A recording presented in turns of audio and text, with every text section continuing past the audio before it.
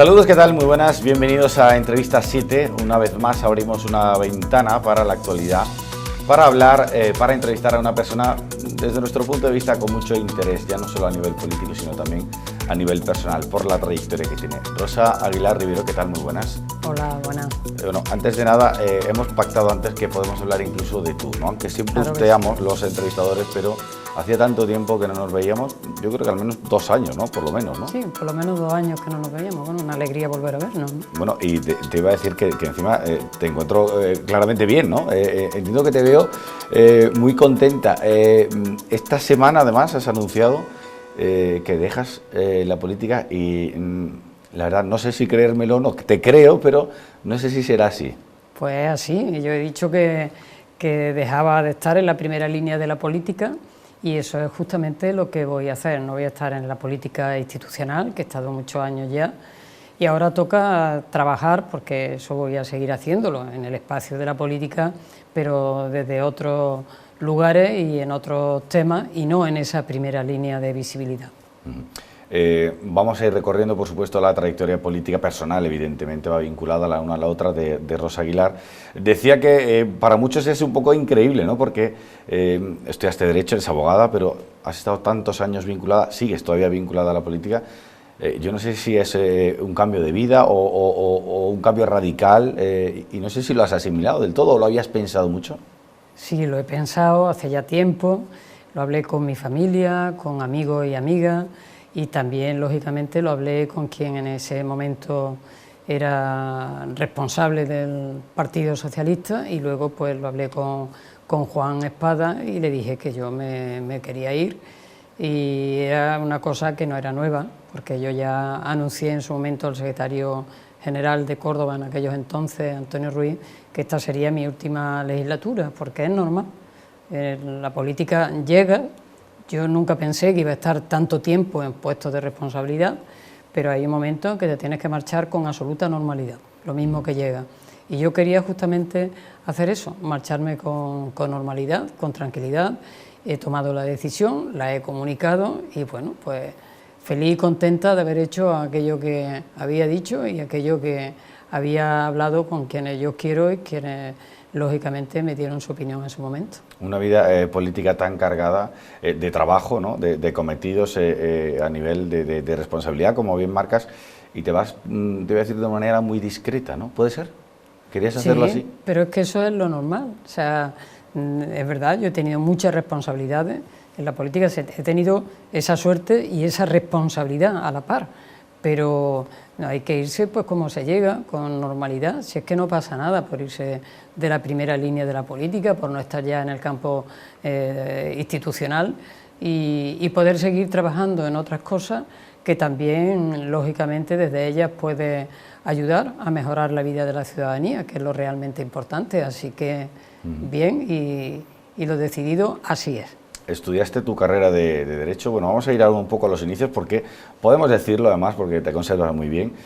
Naciste tal día como el día de San Fermín, 7 de julio del año 1957, en Córdoba. Ahora vamos a hablar un poco de esos inicios. A una edad ya joven te adentraste en el ámbito de la política. Me gustaría saber por qué motivo. Bueno, hay una cosa que a mí me marcó, y es que yo desde los 15 años prácticamente, cuando todavía estaba en el colegio de monjas, que yo me eduqué en la Francesa, pues tuve contacto y empecé a trabajar con cristianos de base.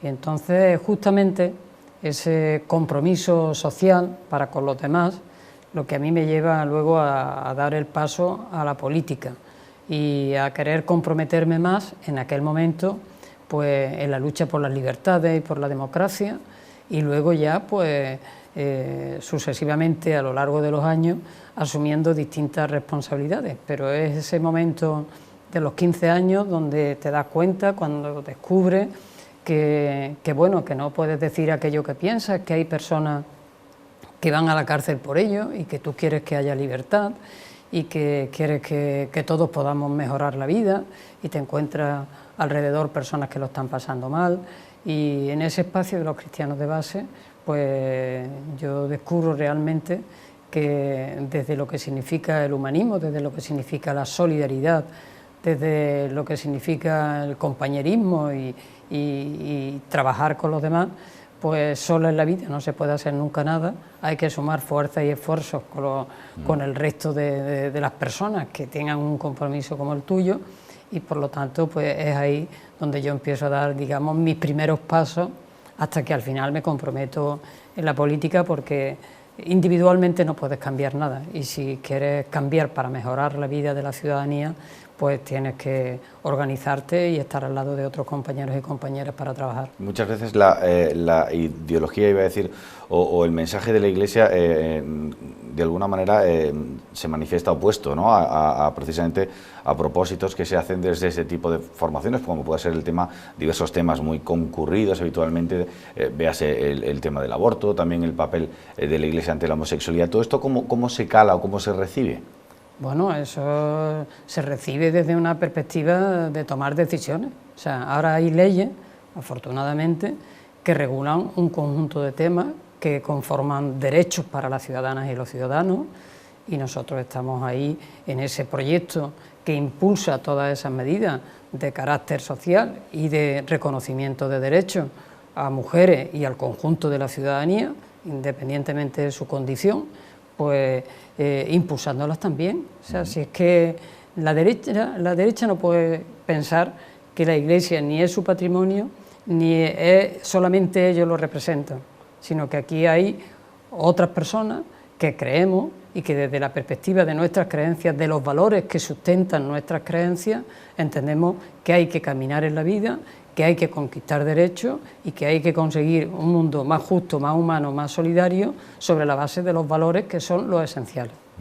La base de los valores, los que te conocemos un poco, no de manera íntima, evidentemente, pero sí que tenemos un recorrido ya, sobre todo muy profesional, vinculado también a un desarrollo, tanto por tu parte como por la de otros, ¿no?, que hemos ido creciendo también y viendo cómo crecíais a efectos políticos y personales, valores que tú siempre has destacado que venían desde el germen, ¿no?, de la propia familia, que me gustaría que nos contaras cómo era tu vida en familia. Bueno, yo he sido una niña feliz, con mi padre y con mi madre, que me transmitían valores para caminar por la vida. Desgraciadamente mi padre lo perdí muy temprano, cuando yo tenía 9 años, y más tarde, 20 años más tarde, perdí a mi madre. Pero el tiempo que pude estar con ellos, disfrutar de ellos y vivir cada día y cada minuto con ellos, fue un tiempo que me enseñó muchísimo, en términos de valores, en términos de comportamiento, en términos de que lo importante eran las personas, y que querer a las personas significaba también demostrárselo y decírselo, y que una amistad era lo mejor que te podía pasar y tenía que ser para toda la vida, y que por lo tanto los amigos había que cuidarlos y había que respetarlos, y que la familia pues estaba ahí para ser solidaria unos con otros y apoyarnos y ayudarnos. Entonces son cosas pues que lógicamente vienen conmigo en la vida y vendrán hasta que me muera, porque me las enseñaron, me las inculcaron y sobre todo las compartieron conmigo. Yo tuve la oportunidad, que aunque disfruté de pocos años de mi padre, pero él hablaba mucho conmigo, íbamos muchas veces, a mi padre le gustaba pescar, y íbamos muchas veces juntos a pescar, ¿no? Yo a veces me ponía nerviosa porque los peces no picaban. Es que es difícil, y él decía, la pesca. Y él siempre me decía, lo importante es que estamos aquí juntos y oír el agua y disfrutar de la naturaleza y estar tranquilos y pasarlo bien. Y entonces a veces venía por las tardes al cole a recogerme en el coche y nos íbamos a pescar un ratito, y yo era la más feliz del mundo en esos momentos, porque entendí que efectivamente había que disfrutar de las cosas y había que disfrutar de las personas. En este caso tenía que disfrutar de mi padre en esos momentos que estábamos compartiendo, ¿no? Y mi madre era una persona especialmente buena. La verdad es que los dos eran personas extraordinarias, que las querían mucho los amigos y las amigas, y también me enseñó que había siempre que estar para los amigos cuando lo necesitaran, y ella pues a veces se quitaba la comida de ella para dársela a otras personas que le hacía más falta. Y eso es lo que yo he aprendido en mi casa. Los que habéis tenido la mala suerte, vamos a decirlo así, de no haberos podido criar con la figura paterna al lado, entiendo que no debe ser fácil, y sobre todo también en aquella época, ¿no? Que estamos hablando de una época donde estaba el país, algunos no nos hemos encontrado un país ya construido, pero antes el país estaba en construcción, al menos así lo entiendo yo, ¿no? ¿Cómo fue esa etapa, ¿no? El estar sin padre ya desde los 9 años hasta poder de alguna manera ir prosperando a nivel personal, la convivencia también familiar? ¿Esto cómo casa? Es una etapa, no lo voy a negar, una etapa muy dura, porque en ese momento tú tienes que dar un salto y hacerte mayor. Hay una parte de la vida que no puedes vivirla como niña, pues porque tienes a tu madre, porque tienes que cuidarla y porque tienes un poco que convertirte ahí casi en cabeza de familia, ¿no? Y en ese contexto, bueno, pues pasaron algunos años, pero años que fueron también buenos de compartir mi madre y yo, estábamos la una con la otra y la otra con la una, con relación con el resto de la familia, pero alguna parte de la familia estaba fuera y demás, y entonces pues supimos ayudarnos, y mi madre, era mi amiga, era mi confidente, y tener una relación, pues mi madre se puso a trabajar, porque después de varios años de fallecer mi padre, pues lo normal era ponerse a trabajar, y bueno, pues compartíamos y convivíamos, y éramos pues eso, madre, hija y amiga. Y mi madre tenía un corazón enorme, y yo lo que tengo que decir que en mi casa, ni cuando vivía mi padre, ni cuando ya mi padre falleció, hemos comido ni los tres solos, ni las dos solas. Siempre había gente en mi casa comiendo, porque mi madre siempre decía, bueno, pues se viene esta amiga mía que yo las quiero mucho, y además si no tiene que cocinar ella, ya donde comen dos, comen tres o comen cuatro, y mi padre pasaba igual, los amigos eran todos para casa, porque a mi madre le gustaba cocinar. A mi padre le encantaba cómo cocinaba mi madre y quería compartir eso, que también era un momento, de buen rato entre amigos en la casa. Entonces mi casa estaba siempre abierta. Y entonces en ese sentido, pues yo he hecho lo mismo. O sea que... Desde muy jovencita, me vas a permitir la expresión, pero has estado muy pringada de asuntos, ¿no? No has parado. Además sé que eres una persona que duermes pocas horas, ¿no? Pero porque quieres, ¿no? Porque, bueno, no sé si es porque quieres o porque no puedes más, pero porque has hecho tantas cosas que necesitabas tiempo, ¿no? ¿Cómo lo gestionabas? Claro, bueno, yo el tiempo, es verdad que yo duermo poco porque no he necesitado dormir más. Entonces ha habido muchos días que he dormido 4 horas, a veces 5, a veces 3, y bueno, la verdad es que la gente que trabajaba conmigo me temía, porque yo a veces decía, necesito 5 o 10 minutos. Hay veces que yo con 5 minutos estar simplemente un rato así, con los ojos cerrados, ¿un cabezazo? Es como si hubiera dormido 8 horas. Yo abro mis ojos y ya tengo como para otra jornada completa. Cuando me oían decir lo de los 5, lo de los 10 minutos, decía, bueno, hoy tenemos para largo, hoy acabamos tardísimo. Y no he necesitado dormir más. Cuando necesito dormir más lo intento hacer, ¿no? O sea que tampoco pasa nada. Acercándote a la treintena empezaste a tener cargos de responsabilidad, iba a decir ya política, fíjate que se me había olvidado que había sido portavoz también en la Diputación, concejala en el Ayuntamiento de Córdoba, y de ahí hacia adelante ha sido todo un no parar de responsabilidades. Ni que decir tiene que has sido concejala en el Ayuntamiento de Córdoba, has sido parlamentaria, diputada, has sido alcaldesa de la ciudad durante una década. Has estado también como consejera en diferentes cargos, con diferentes cometidos, justicia, transportes, luego los repescamos si quieres. Has estado de ministra también del Gobierno de España, que yo creo que es la máxima responsabilidad que uno puede atajar, ¿no? A efectos prácticos de postularse políticamente, más allá de la propia presidencia. Y luego has vuelto también como consejera y ahora estás en una línea un poco más retraída, podríamos decirlo así. Claro, uno mira ese legado político y dirá, bueno, esta mujer, ¿qué no ha hecho? Porque ¿te falta algo por hacer en política? No, yo he tenido la suerte, y lo digo así porque es una suerte, de estar comprometida en política y que los compañeros y las compañeras en las distintas etapas políticas que yo he vivido hayan confiado en mí para desarrollar puestos de responsabilidad. Y en ese contexto yo le estoy enormemente agradecida, que hayan tenido esa confianza en mí. Yo he intentado devolverla hecha trabajo, esfuerzo y dedicándome a ello de pleno y de lleno para que mejoráramos la vida de las ciudadanas y los ciudadanos, que son realmente lo importante. La política tiene sentido en la medida en que tú puedes mejorar la vida de la ciudadanía, en la medida que tú puedes tomar decisiones que solucionen problemas que tienen las personas y que necesitan de esa solución para seguir caminando en la vida.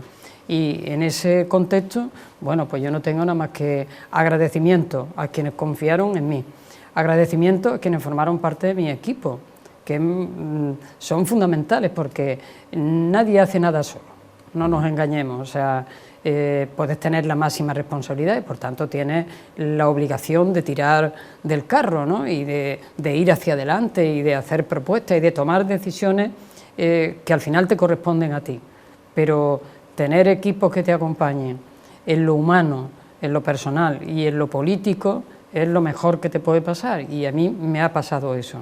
En todas y cada una de las responsabilidades que he tenido, esos equipos han sido lo mejor de lo mejor que me podía pasar desde el punto de vista político y desde el punto de vista, insisto, humano, porque es muy importante la relación humana, las relaciones personales, es muy importante el respetarse y el quererse, en responsabilidades donde te exigen mucho y además donde lógicamente también, como se suele decir, el estrés está ahí, ¿no?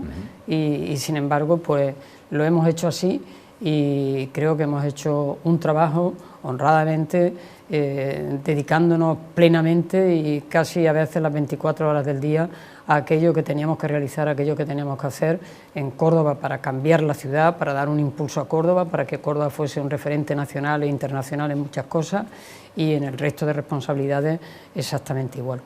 Quizá tu mayor vínculo, ¿no? Y quizá a lo mejor la etapa más destacada, todas evidentemente con participación, pero el asentamiento, ¿no? de tu propia persona en Córdoba durante una década. Te preguntaba si te quedaban cosas por hacer en política. Sé que se hicieron muchas cosas en ese tiempo, hubo un desarrollo también, la ciudad más cambió de aspecto, todos lo hemos podido notar y ese legado ahí queda, pero seguro que hay algo que se te quedó ahí diciendo esto no lo pude hacer y me hubiera encantado hacerlo, ¿no? Se ha hablado de muchos proyectos de ciudad, al final no terminados. ¿Por qué no se acababan algunos proyectos en Córdoba y por qué costaba tanto trabajo? Me gustaría que la gente pudiera entender esas circunstancias y al final cuáles son los motivos por el que esos proyectos no se cumplen o no se pueden cumplir. Creo que ha habido muchas cosas que han salido adelante y hay que ponerlas en la balanza. Muchas cosas que se impulsaron, salieron, se desarrollaron. Ahí está el modelo de ciudad que tenemos, que ahora todo el mundo que viene a Córdoba pues dice que tenemos una ciudad envidiable, efectivamente envidiable, ¿no?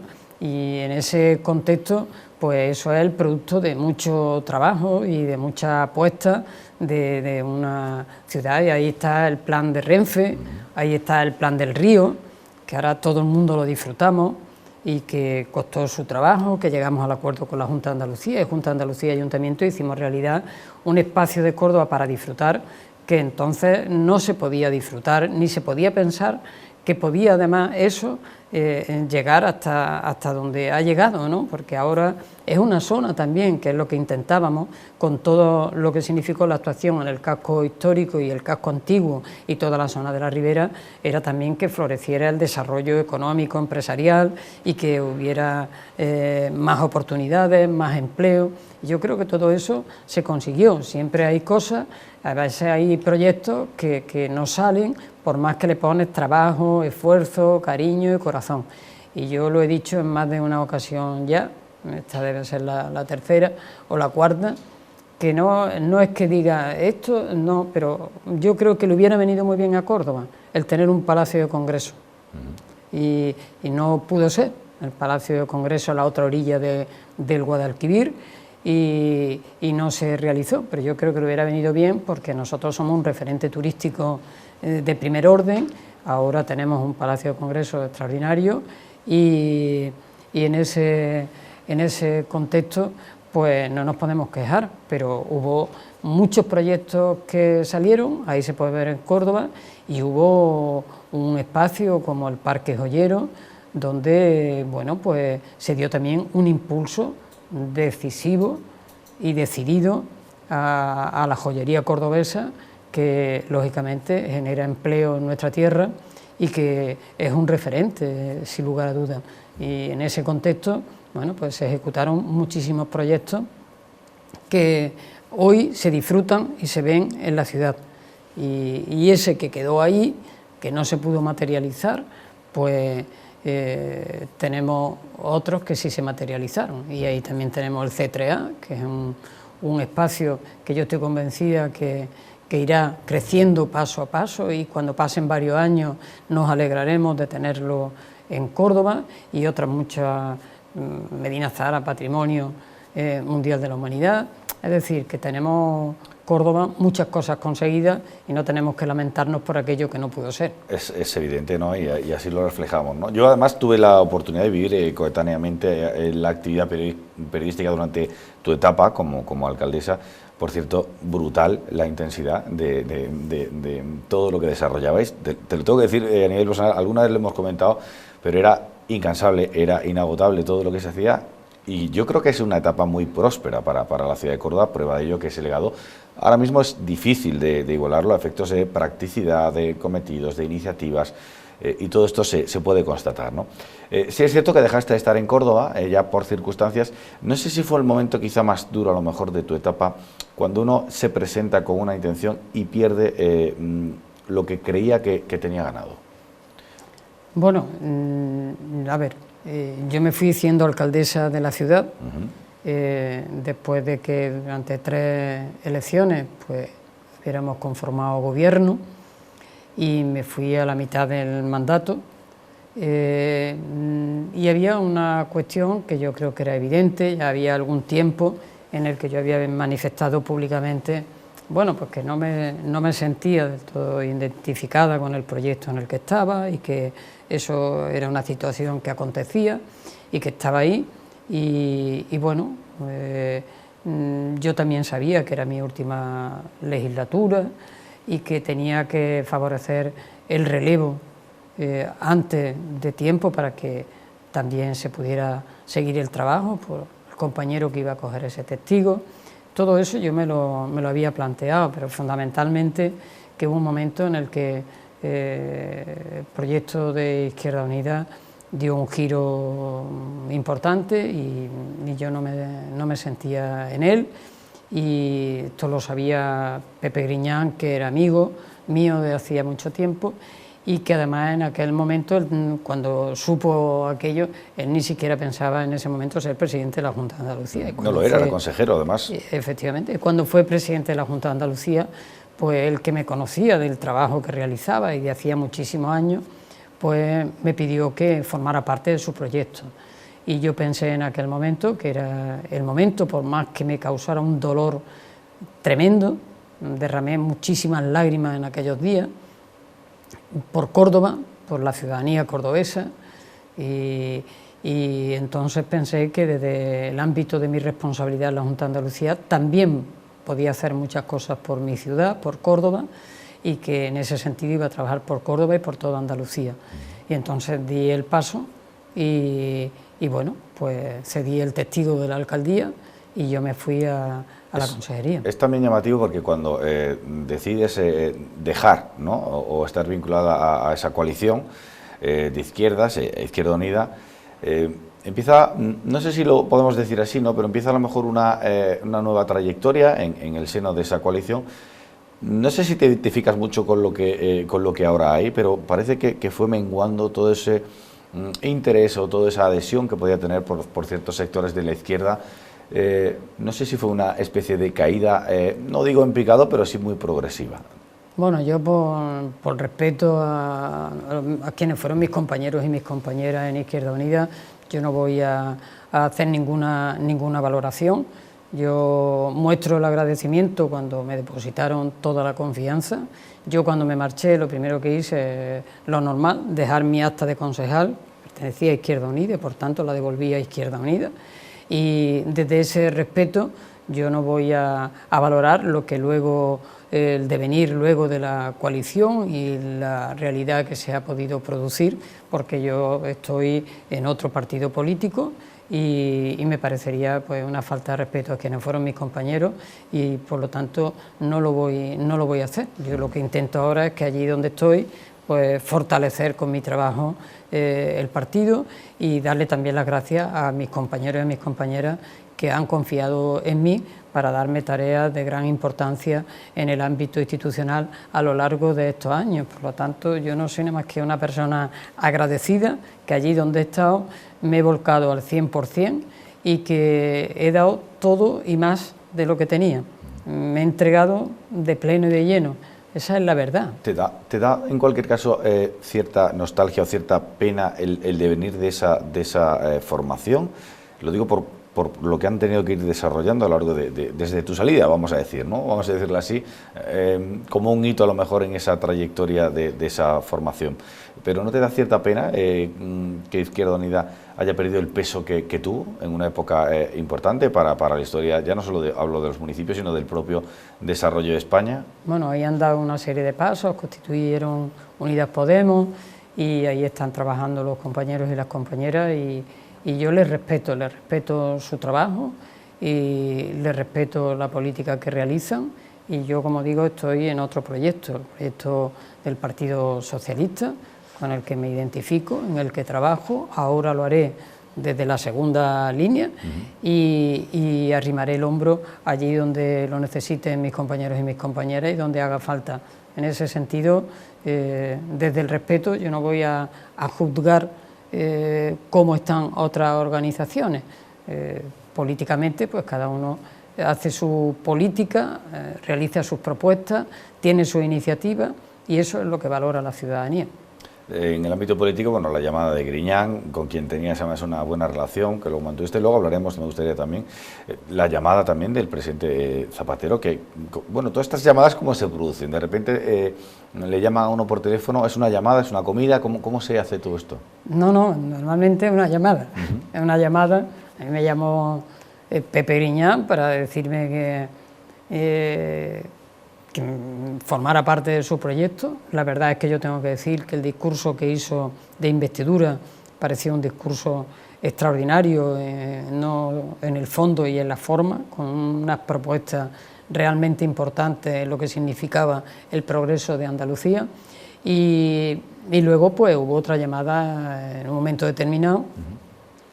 El presidente Griñán entonces me insinuó que me llamarían y tal. Y yo le dije, ¿pero qué me estás diciendo? Si yo tengo mañana una reunión, en fin, y una comparecencia en el Parlamento. Bueno. Y entonces al rato, por la noche, me llamó el presidente Zapatero y me dijo que quería que formara parte de su gobierno, ¿no? Y yo lo único que tuve son palabras de presidente, muchas gracias, a tu disposición, y es un orgullo para mí el poder tener una responsabilidad en un gobierno de España y representar a mi país en el ámbito de la Unión Europea y a nivel internacional en el quehacer que voy a tener, que ya me dijo él que quería que fuese ministra de Medio Ambiente, Medio Rural y Marino. Sé que como consejero tenías una gran relación con Pepe Griñán. No sé si como ministra tenías la misma relación con José Luis Rodríguez Zapatero y no sé si te puedo preguntar pues cómo es él por dentro, ¿no? en esa intimidad de la política.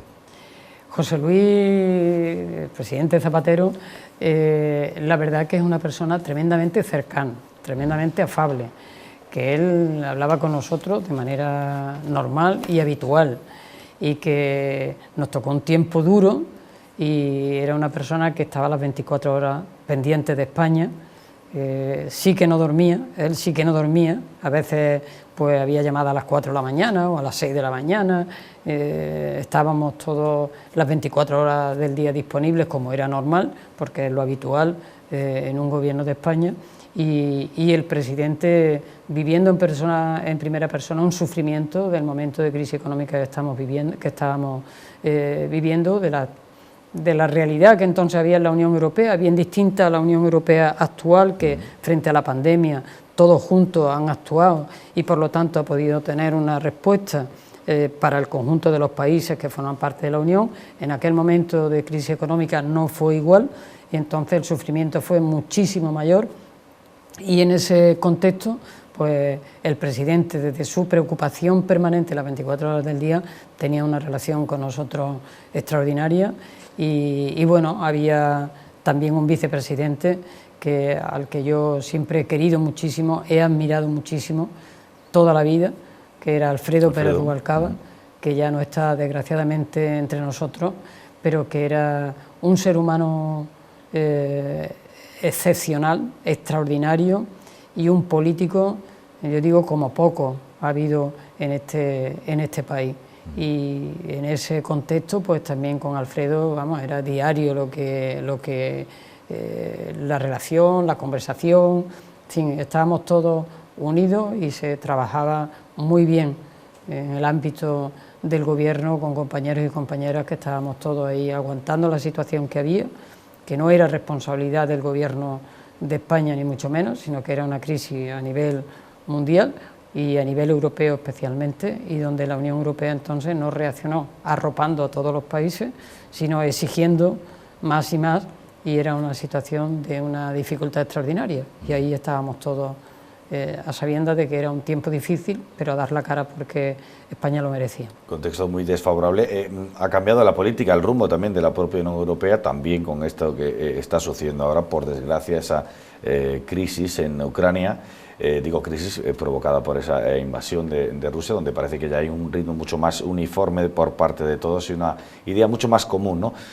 Ha cambiado eso, pero yo no sé cómo ha cambiado la política en la cercanía, en la lejanía de cara a cuando empezaste, porque han sido tantos años que claro, la política de ahora tiene algo que ver con la política de antes, más allá de la propia influencia que pueda tener la tecnología, redes sociales, la presencialidad. Yo creo que tú has sido muy adelantada a eso, porque siempre se está muy cercana a la gente, no eso que ahora se lleva tanto, ¿no? Tú ya lo hacías desde hace muchos años, ¿no? Pero ¿en qué ha cambiado la política? Bueno, yo creo que hay un elemento ahora que está demasiado presente en la política, casi a diario, y que no viene bien a la ciudadanía, que es la confrontación. Ajá. Esto, o sea, parece increíble que el día de ayer en el Congreso de los Diputados se votara algo tan importante como un conjunto de medidas como lo que se votó, y ahora resulta que salga por pocos votos aprobado, porque el Partido Popular ha votado en contra, con Esquerra Republicana y PP votando en contra. Es que hay cosas que no se entienden, Si ahora venía un PP distinto con Feijóo, ¿cómo Feijóo hace lo mismo que hacía Casado hace 3 días, votando también en contra de la reforma laboral y votando en contra de todo? Si es que necesitamos esas medidas y necesitamos además también ser un país solidario, necesitamos dialogar en la política. Yo echo de menos el diálogo, echo de menos los acuerdos, echo de menos incluso el ponerse de acuerdo en los desacuerdos. Yo a veces he negociado cosas y no hemos respetado los desacuerdos, ha sido un acuerdo. Esta parte que no estamos de acuerdo no lo respetamos, pero vamos a buscar lo que hay acuerdo para realmente beneficiar a la ciudadanía.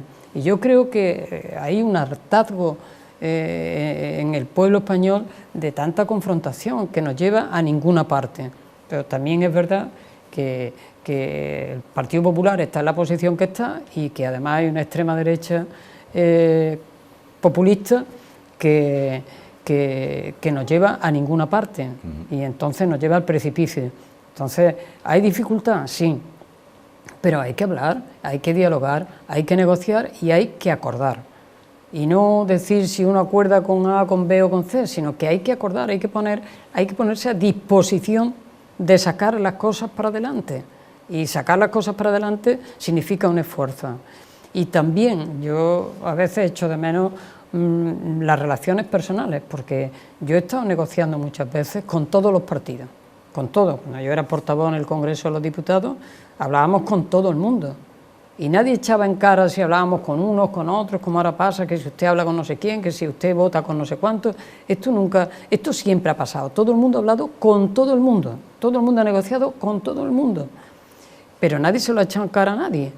Y hablábamos con voluntad de llegar a acuerdo. Y cuando no había acuerdo, al menos manteníamos esa relación de carácter personal, desde el respeto, a veces incluso hacía amistades de otros grupos políticos que siguen siendo hoy amigos y amigas mías, Y bueno, y no podías resolver el tema, pero lo hacías con respeto.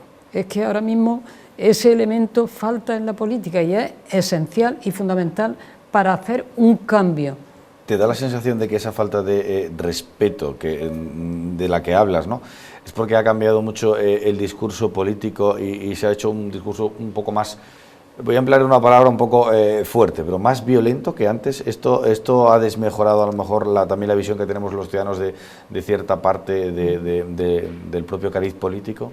A ver, para decir las cosas que uno piensa no hace falta gritar, hace falta explicarlas. Y yo he estado en debate en el Congreso durísimo, pero de un nivel político tremendo, grandísimo. Y había que escuchar a los portavoces de todas las fuerzas políticas, porque todos decían cosas muy importantes. Y yo no digo que ahora lo que digan no sea importante desde el punto de vista de cada cual, que yo lo respeto a todos, pero yo creo que debatir no es tener agresividad, sino tú puedes decir lo que quieras con absoluta normalidad, aunque sean cosas muy gruesas. Pero estamos en una etapa que a mí me encantaría que fuese una etapa que cambiara y que el diálogo se hiciera realidad, que se adoptaran medidas con amplia mayoría en el Congreso de los Diputados que benefician a la ciudadanía, que hay muchas cosas que se han aprobado que si ahora mismo empezáramos a pensar, dice, pero ¿cómo puede el Partido Popular votar en contra de que suban las pensiones? O sea, es que no se puede votar en contra por votar en contra, eso no es la oposición. Y a mí me gusta pues que se hagan propuestas y se tenga esa voluntad. Me gustaría que cambiara la situación, porque eso fortalecería la política, fortalecería la democracia, fortalecería las instituciones y la gente se sentiría más reconocida en el pueblo español. A nivel de desarrollo y también a nivel de propia efectividad gubernamental, efectividad digo por poder llevar a cabo proyectos, un Parlamento más fragmentado obliga a hacer más política, ¿es mejor para un país? ¿Es peor? El gran pacto entre la izquierda y la derecha, el gran pacto que se demanda en otros países ha ocurrido, ¿no?, como por ejemplo en la propia Alemania. ¿Es posible un pacto PSOE, Partido Popular, PP, PSOE? ¿Esto sería viable en España o tal y como está ahora mismo la política no lo contemplas? Yo lo que creo es que hace falta mucho diálogo entre las dos grandes fuerzas políticas y luego cada uno tiene que buscar su alianza sabiendo claramente que hay una línea que la ha marcado la propia Europa. El Grupo Popular Europeo está diciendo que con la extrema derecha nada, porque es que tenemos que tener en cuenta que es que Vox en Andalucía cada día ha dicho en el Parlamento que no cree en la autonomía. Si no cree en Andalucía, si no creen en la autonomía, si no creen en las posibilidades de nuestra tierra, ¿por qué cuentan lo que cuentan? Si es que, ¿por qué están sentados en los escaños? ¿Por qué se presentan a las elecciones? Si no creen en Andalucía. Creo que ahora tenemos una buena oportunidad los andaluces para repetir un 28 de febrero y decir que Andalucía se escribe con mayúsculas, que Andalucía cuenta en España porque es esencial para España y para el futuro de España, y que nuestra autonomía tiene que ser plena y cada vez más tenemos que tener autogobierno para ir a más y para mejorar. En ese contexto, pues tenemos una situación distinta también en el Congreso de los Diputados y eso es un elemento que no podemos olvidar. Pero que las fuerzas políticas deben dialogar, sí. Que los dos grandes partidos deben hablar, sí.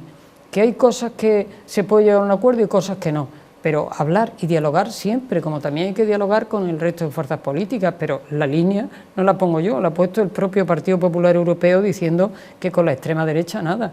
Y ahora vemos a los señores de Vox con Marine Le Pen haciéndose fotos todos los días porque parece que sea su lideresa. Y entonces a mí eso me preocupa de manera extraordinaria porque eso significa un retroceso brutal en materia de derechos y libertad y por eso los ciudadanos no nos podemos quedar de brazos cruzados.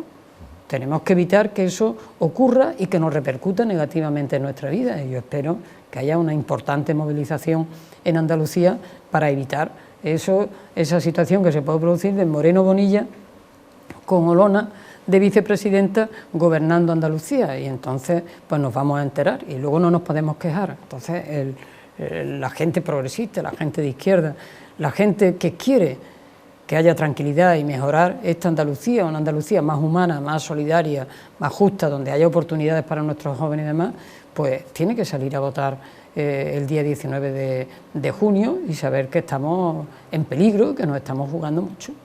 Rosa, son muchos años en política, no sé si los has contado todos, y si te acuerdas de todo, es difícil hacer un recorrido en base a toda una trayectoria política como la tuya, como la que has tenido, como la que estás teniendo. ¿Deja la política espacio para desarrollar hobbies, para relaciones personales? ¿Cómo se ha portado la política contigo en el ámbito personal? ¿Se ha portado bien o no tan bien? ¿Y hay algo que tú le tengas que reprochar quizá a eso que has tenido que dejar de lado para poder crecer? Yo la verdad que tengo que decir que cuando estás en política y tienes puestos de responsabilidad, prácticamente tienes que estar las 24 horas del día disponible y trabajando. Y eso significa sacrificio, sacrificios que repercuten en las amigas y los amigos que muchas veces cuentan contigo y te llaman y a lo mejor te encuentran en la otra punta del mundo. Y le dices, estoy en no sé dónde, ¿cómo? O sea, no puedo estar con vosotros, es imposible, ¿no? Y ya llega un momento en que te dicen, bueno, otra vez más que no está. Pero te lo dicen cariñosamente porque al final te quieren y te comprenden la vida que llevas. Y la familia a la que le quitan muchísimo tiempo. La familia con la que hay momentos que no puedes compartir, momentos importantes de la vida de la familia que no puedes compartir. Yo he intentado estar en todos los que he podido, pero no he podido estar en todo. Y ellos me han comprendido, me han apoyado, me han entendido y me han seguido queriendo lo mismo o más. Y eso es un tesoro, tener a la familia siempre incondicional y tener a los amigos y a las amigas incondicionalmente, pues yo he sido una privilegiada y por eso he podido, a pesar de todo lo que quitarle nos dices, tiempo al tiempo. ¿Crees que merece la pena, ¿no? En tu caso, digo. A ver, a mí me hubiera gustado estar más con mi familia, sí. Me hubiera gustado estar más veces con mis amigos, sí. Pero yo tenía una responsabilidad y a ella me debía. Y además, cuando te debes esa responsabilidad es porque quieres estar cerca de las personas. Y cuando quieres estar cerca de las personas tienes que estar con ellas. Y todo eso pues lleva también una relación humana y una parte de gratificación muy grande, porque las personas son muy generosas. Y cuando hablas con ellas de verdad, cuando hablas desde la cercanía, cuando dejas que te conozcan tal cual eres, ni más ni menos, pues se produce también un vínculo de afecto y de cariño mutuo que te llena también. Entonces, yo ahora no me voy a quejar, mi vida ha sido la que ha sido, estoy contenta y agradecida de haber podido hacer lo que he hecho y de haberme podido entregar a los demás. Y mi familia me ha entendido, me ha comprendido, mis amigos me han apoyado, pues ¿qué más puedo pedir? No puedo pedir nada más que estar contenta y estar feliz. Eres una persona feliz, íntegramente feliz. Sé que has pasado momentos yo creo que íntegramente feliz no es nadie, bueno, porque cuando te faltan personas, cuando esas cosas siempre están ahí en el corazón, ¿no? Y en tus sentimientos y en tus sentires, en tus recuerdos. Yo me acuerdo de mis padres todos los días y hace muchísimos años que los perdí. Y los llevo conmigo y me acuerdo de mis amigos y mis amigas que ya no están y mis compañeros, en fin, que siempre, pero yo soy feliz porque quiero a la gente, me siento querida y ¿qué más puedo pedir? Si es que no se puede pedir más, nada más que seguir trabajando y seguir dando pasos para adelante y seguir al servicio de la ciudadanía. La gente sabe que me va a tener, si me necesita yo voy a estar. Otra cosa es que no esté en el ámbito institucional, pero que me van a tener a mí, sin lugar a dudas. De todas maneras, no me lo vas a negar, pero con toda la trayectoria profesional debe ser complicado gestionar la afectividad, ¿no? Digo, la afectividad individual, ¿no? Más allá de que tengas amigos, relaciones de pareja, pero no debe ser fácil congeniar todo, ¿no? Y no sé si eso, de alguna manera, se lo puede reprochar, a lo mejor la política, pues me dedico tanto a esto que no he podido tener este desarrollo, amistad, relaciones de pareja. La política te da la oportunidad también, y yo la he tenido, y lo he practicado y lo sigo practicando, de querer a mucha gente y que tu corazón se haga mucho más grande porque toda esa gente cabe en él Y entonces yo me siento feliz y me siento, por otra parte, apoyada por quienes me tenían que apoyar en esa realidad que he vivido en el día a día, ¿no? De salir de casa temprano y a lo mejor volver a estar en la última peña o en la última verbena a las 4 de la mañana o a las 5 de la mañana y estar a las 8 de la mañana en otro lugar, pero eso son cosas de la propia responsabilidad y por tanto ha habido gente que dice, no, eso es populismo, no sé qué. No, es que para mí la política tiene que tener alma y corazón. La política tiene que tener sentimientos. Y entonces, si tienes sentimientos, pues tú tienes que expresarlo. Y se lo tienes que expresar a la gente cuando va a un barrio, cuando va a una reunión, cuando va con un colectivo, cuando te sientas con quienes dan el impulso económico a la ciudad, cuando te sientas a quienes están ayudando a los que necesitan más. ¿Cómo no va a mostrar tus sentimientos de agradecimiento y más allá? Entonces, bueno, pues el corazón se hace grande. Tiene algo de... Muchas veces tenemos un concepto de la política de que es demasiado sobria, que debe serlo, de que es demasiado a lo mejor seria también en ese sentido. Hay parte de diversión dentro de la política y no hablo de intimidades, de si coméis o no pizzas en un Consejo de Ministros, que bueno, que no sé si eso ocurrirá, pero ¿qué parte de divertida puede tener la política? No, tiene su momento. A veces después de trabajar 20 horas te sientas ya a comerte un bocadillo o lo que haya, a veces no hay ni bocadillo, y bueno, lo aprovechas para por lo menos pasar unas risas, ¿no? Porque hay que también relajarse de vez en cuando y hay que echar una risa. Y la verdad es que yo he tenido dentro de mis equipos gente estupenda que nos hemos podido reír muchísimo y que a la par hemos podido trabajar, pero la sonrisa no se puede perder, aunque se nos vea muchas veces serios, porque hay veces que hay problemas tan importantes que tienes que resolver que vas pensando en ello y tu gesto es serio, pero luego, lógicamente, a la vida hay que ponerle una sonrisa y se la hemos puesto muchos momentos, a las 4 de la mañana, buscando a ver si había algo que podés comer y lo único que tenía era almendras y eso es lo que había, o haber ido a buscar un bocadillo y haberlo tenido que partir para 3 porque al final han ido llegando gente a deshora y no tenían y no habían comido tampoco. Bueno, pues aquí nos apañamos con un bocado para cada uno, ¿qué le vamos a hacer? ¿Cuál es el político que más te ha llegado a calar por forma de ser y por coherencia? Bueno, sé que hay muchos, has estado muy cerca de gente muy relevante, ¿no?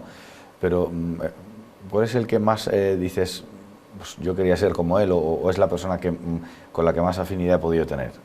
Bueno, yo en primer lugar creo que lo primero que tienes es que conformarte y ser consciente de cómo tú eres y no querer ser como nadie, sino simplemente intentar ser mejor cada día con los demás. Pero hay muchos políticos que afortunadamente yo me he encontrado en mi vida, que son personas excepcionales, excelentes. Como político hay que ponerle un 20, no un 10, un 20, y como persona un 100. Y entonces, si yo dijera uno, estaría siendo injusta, y no quiero serlo, porque la verdad es que yo me he encontrado en la vida política muchas personas que a los que he querido, a los que quiero, aunque algunos de ellos ya no están, y porque cuando quieres para siempre, aunque las personas se vayan, y no me quedo con uno porque hay un elenco importante, afortunadamente, de los que he aprendido, y he aprendido mucho. Fíjate, Rosa, que han elegido nuestros compañeros esta foto cuando fuiste ministra, donde aparece el rey de España, el rey en aquella época, ahora el rey emérito, José Luis Rodríguez Zapatero, la propia reina. Claro, ves esta fotografía que, por cierto, ya podían haber quitado la silla de detrás, ¿no? Sí. Porque te hace, con lo bien que estás, pero esa foto parece que te hacía ahí como algo, ¿no? Sí, parece que tengo aquí una chepa y en la silla. Y no es así, es la silla de ¿qué detrás, le vamos a hacer? ¿no? Claro, ves la foto del rey Juan Carlos, el rey emérito. Lo primero que se te viene a la cabeza, con todo lo que ha ocurrido en esta coyuntura más reciente, vamos a decir, en los últimos 5 años, ¿qué te viene cuando hablamos del rey Juan Carlos y del papel que tiene ahora mismo la monarquía en España? Bueno, aquí hay dos cosas que diferenciar, ¿no? Una, el papel que jugó en la transición el rey Juan Carlos, otra los acontecimientos que luego han ocurrido y que han derivado en la situación que ahora mismo está, y otra bien distinta en la monarquía en estos momentos, donde yo creo que el rey Felipe pues está dando pasos importantes para acercarse cada día más a la normalidad de la propia ciudadanía, ¿no? Yo creo que todo el tema de declaración de bienes, todo lo que vaya en favor de la transparencia y de la cercanía, bienvenido sea, y creo que el esfuerzo se está haciendo por su parte, ¿no? Y entonces por eso hay que separar periodos y hay que separar personas y momentos, ¿no? Y Juan Carlos, no vamos a negar ahora al rey Juan Carlos lo que ha hecho. Todo el mundo sabe en Córdoba que yo he tenido una relación buena con... ¿Cuándo fue la última vez que hablaste con él? Con él hace ya tiempo, hace ya mucho tiempo. Entonces he tenido una buena relación con él, pero eso no quita para que haya otra serie de situaciones de las que tiene que responder él y nadie más. Y por otra parte, pues yo tengo que decir que independientemente de mi condición, el rey Felipe yo creo que está haciendo extraordinarios esfuerzos y de aproximación a la ciudadanía y de darle un nivel de normalidad a la monarquía. Vamos a acabar porque no tenemos más tiempo, pero sí que me gustaría preguntarte, bueno, nos has dicho más o menos a qué te vas a dedicar. No sé si vas a seguir cultivando hobbies, porque hobbies tienes, todo se ha dicho de paso, pero ahora ¿cuál es el que más practicas o el que más te gusta practicar? Bueno, ahora me gusta caminar todo lo que puedo y hacer pilates y hacer algunas cosas. Intensificaré ahora mi posibilidad de hacer ejercicio y luego pues seguiré estando trabajando en aquello que la organización me requiera y me pida, y compañeros y compañeras pues que me llaman para hacer conferencias, para dar charlas, para hacer cosas. También en medios de comunicación, has sido una persona también que has estado muy vinculada a nivel mediático, ¿no? Bueno, a la propia comunicación, que no sé si habrá algún proyecto por ahí entre manos, que seguro que te saldrá, ¿eh? Si no lo tienes ya. Siempre estoy seguro dispuesta a participar y a colaborar sin ningún problema, pero en principio pues voy a hacer todas esas cosas. O sea, yo no me voy a quedar sentada en casa, ni muchísimo menos, ni de brazos cruzados, porque hay todavía muchas cosas que hacer por la gente desde otro espacio y desde otro lugar, y en ese contexto pues voy a participar. Hay algunas jornadas, algunas cosas que han organizado en distintos ámbitos que me han pedido que participe en ellas, y he dicho que sí, voy a estar en lugares distintos, y luego voy a seguir trabajando en política, pero yo no voy a estar en la primera línea, no me verán en candidaturas, no me verán en el Parlamento, no me verán institucionalmente, pero seguiré ahí, y desde luego si alguien me necesita tiene que saber que me tiene, que yo voy a estar, y voy a estar arrimando el hombro como si estuviera en la primera línea. Por cierto, has estado siempre muy vinculada a las tradiciones, a las costumbres. Yo creo que te hemos visto en todas, por supuesto en el Mayo cordobés, que veremos tu implicación. No sé si incluso también en los toros, que hace tiempo también que no vas, ¿no? Hace tiempo que no veo los toros, tampoco ha habido oportunidad. Toros, pero también he estado en los toros. Yo no voy a negar los sitios donde he estado, si me ha visto todo el mundo, ni yo pues he estado con normalidad. Y luego he estado pues en el Mayo cordobés, que yo siempre decía que empezaba en abril, porque Córdoba ya, y más este año que la Semana Santa también ha caído en abril, pues prácticamente abril y mayo son 2 meses enteros en nuestra ciudad, y ahora con las cruces, que ya anoche había gente en las cruces, y que es un mes singular en esta ciudad, por una razón sencilla, porque es que tenemos que ver, los cordobeses y las cordobesas, lo importante que es que haya un montón de personas que abran sus casas de par en par, para que los demás las podamos disfrutar. O sea, y se la abren de par en par a todo el mundo. O sea, llegue desde el otro lugar del mundo y la gente puede disfrutar, puede ver los patios, puede disfrutar las cruces, puede oler y que los sentidos todos se activen, porque lo que ofrecemos en Córdoba es único, es especial, es singular, y bueno, aparte el patrimonio histórico que tenemos, pero que yo creo que no hay otra ciudad que como Córdoba puede ofrecer tanto, y donde se exprese también lo que significa las personas implicadas, la gente que abre sus casas, que eso tiene un valor que yo creo que no se da en ningún otro lugar. Bueno, pues te veremos por Córdoba, Rosa, sí, claro. Seguramente más tiempo incluso que antes, cosa que yo creo que es bueno también para ti, ¿no? Que has echado mucho en falta también esos paseos por Córdoba. Fuiste a ver, por cierto, el viernes de Dolores a la Virgen de los Dolores, sé que se está muy vinculada, sigues muy vinculada, ¿no? Yo lo viernes, mi hermandad, esta era la Virgen de los Dolores, la hermandad, mi padre estuvo en la Junta de Gobierno de la hermandad, mi abuela era devota de la Virgen de los Dolores y mi familia siempre ha sido hermana de los Dolores, yo también, y los pequeños que vienen detrás también, o sea, todos, y yo siempre el Viernes de Dolores voy a ver a mi Virgen y luego pues el Viernes Santo exactamente igual, a veces en algunos lugares que nadie me ve, pero que yo estoy ahí y bueno, pues ya está. Igual que a mí la Semana Santa, yo siempre he estado en la Semana Santa y la he disfrutado, la Semana Santa, las dos cosas, ¿no? Y he ido a ver a los pasos, a veces salir, a veces encerrar, otras veces en lugares que a mí me ha gustado verlos, ¿no? Desde mayor tranquilidad y yo la disfruto mucho, la Semana Santa, la verdad. Esta Semana Santa no ha podido ser, pero la disfruto mucho. En su totalidad y bueno, pues el mayo también lo disfrutaremos y nos seguiremos viendo por Córdoba, ahora más a menudo, pero nos encontraremos y yo seguiré estando y siendo la misma que siempre. Pues Rosa, te agradezco además que hayas accedido, ¿no? al tuteo, como siempre quieres, ¿no? Porque creo que además hace más cercana la charla, en este caso, bueno, yo respeto más todas las opiniones y me parece bien. Te agradezco también tu trayectoria, ¿no? Porque siempre, independientemente de que uno haya podido estar más cerca o más lejos, tu aportación, tu contribución en la vida política al desarrollo de bueno, ya no solo de sectores, sino también de propias instituciones, incluso de personas, pues ahí está, y a muchos, bueno, pues tenemos también un buen recuerdo de esa etapa y bueno, te deseo lo mejor, que te veo muy bien, porque de salud bien, ¿no? Bien, gracias de momento, a Dios, bien. Que eso creo que es lo más importante. No nos vamos a quejar.